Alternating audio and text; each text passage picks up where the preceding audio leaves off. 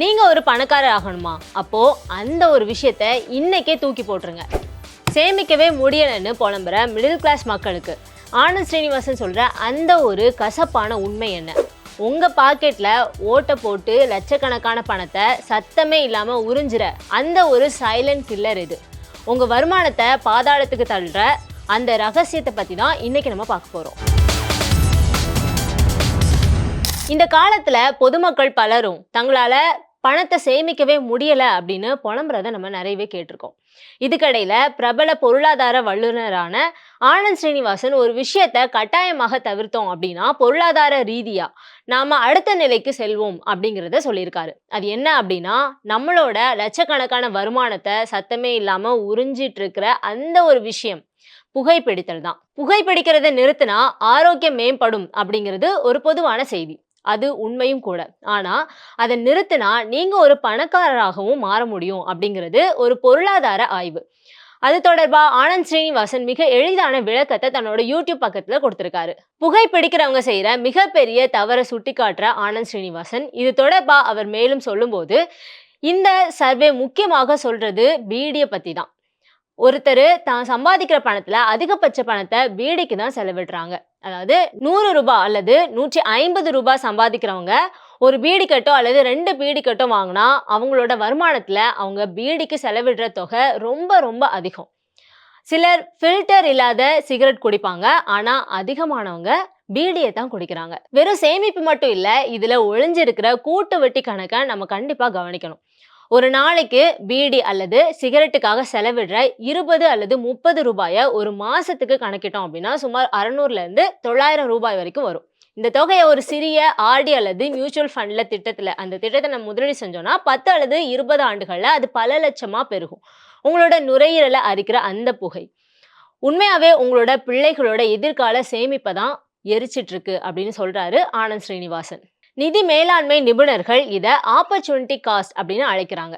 அதாவது ஒரு தவறான விஷயத்துக்காக நீங்க செலவிடுற பணம் உங்களோட வாழ்க்கையை மாற்றக்கூடிய ஒரு நல்ல வாய்ப்பை தட்டி பறிக்குது. உதாரணமா ஒரு சராசரியா புகைப்பிடிக்கிறவங்க தன்னோட 25 வயதுல இருந்து 50 வயது வரைக்கும் சிகரெட்டுக்காக செலவிடுற மொத்த தொகையை சரியா முதலீடு செஞ்சிருந்தா அவர் ஓய்வு பெறும்போது அவங்களோட கையில ஒரு சொகுசு வீடோ அல்லது ஒரு பெரிய வணிக திட்டமோ தொடங்குவதற்கான முதலீடோ இருந்திருக்கும். சரி, நம்ம என்ன பண்ணணும்? பீடிக்கு வரி குறைவு அப்படிங்கிறதுனால அதை தான் குடிப்பாங்க.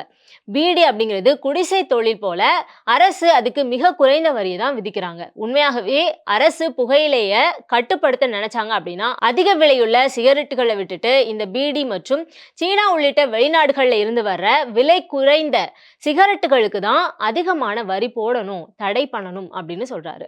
இது ஏன் சிக்கல்? தினசரி 150 ரூபாய் ஒரு நாளைக்கு சம்பாதிக்கிறவங்க 18 ரூபாய் சிகரெட்டுகளை பிடிக்க மாட்டாங்க. அவங்க பீடியை தான் அதிகமா விரும்புவாங்க. இது நேரடியா அவங்களோட உடல் நலத்தை பாதிக்கிறதோட இதயம் தொடர்பான நோய்கள் மற்றும் கேன்சருக்கும் கொண்டு போய் விடுது. உங்களால சிகரெட்டை முழுமையா கட்டுப்படுத்தவே முடியாது. அதுதான் இதுல இருக்கிற ஒரு பிரச்சனை.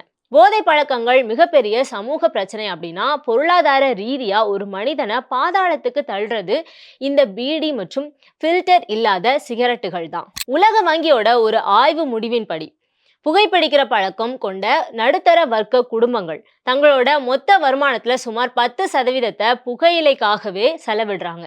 இது வெறும் சிகரெட் மட்டும் இல்லாம அந்த பழக்கத்தால ஏற்படுற சோர்வு மற்றும் கவன சிதறல் காரணமா ஒரு ஊழியரோட வேலை செய்யும் திறன் ஆண்டுக்கு 20% வரைக்கும் குறையுது அப்படின்னு சொல்லுது அந்த ஆய்வு. அதாவது புகைப்பிடிக்கிறது உங்களோட கையில இருக்கிற பணத்தை மட்டும் இல்லாம உங்களோட உழைக்கும், அதாவது சம்பாதிக்க வேண்டிய திறனையும் சேர்த்தே அழிக்குது அப்படின்னு சொல்லுது. புகைப்பிடித்தலுக்கு செலவிடுற பணம் ஒரு பக்கம் இருந்தாலும் அதன் விளைவா ஏற்படுற உடல் நல கோளாறுகளுக்கு செலவிடுற தொகை அதை விட பல மடங்கு அதிகம்.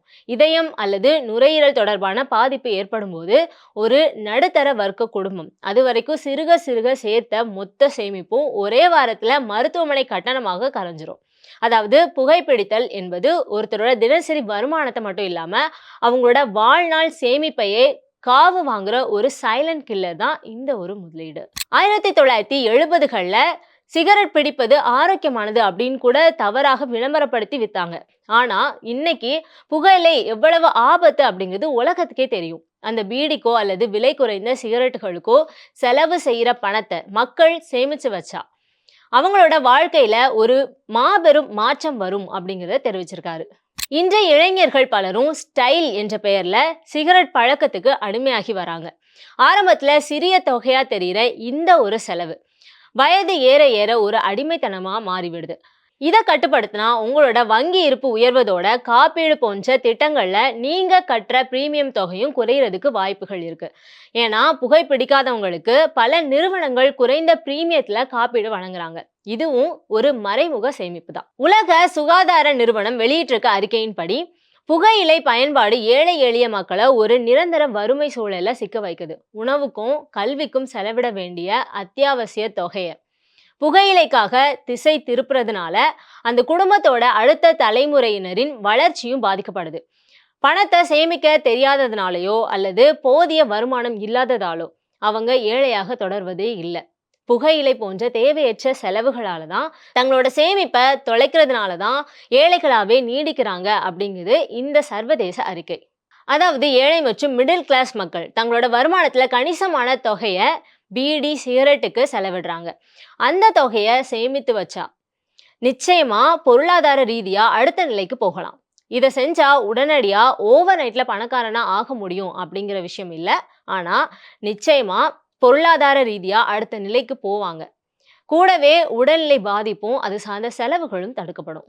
ஆனந்த் ஸ்ரீனிவாசன் முன்வைக்கிற இந்த வாதம் வெறும் பொருளாதார அறிவுரை மட்டும் கிடையாது. அது ஒவ்வொரு சாமானிய மனிதனோட வாழ்க்கை முன்னேற்றத்திற்கான ஒரு அடிப்படை சூத்திரம்.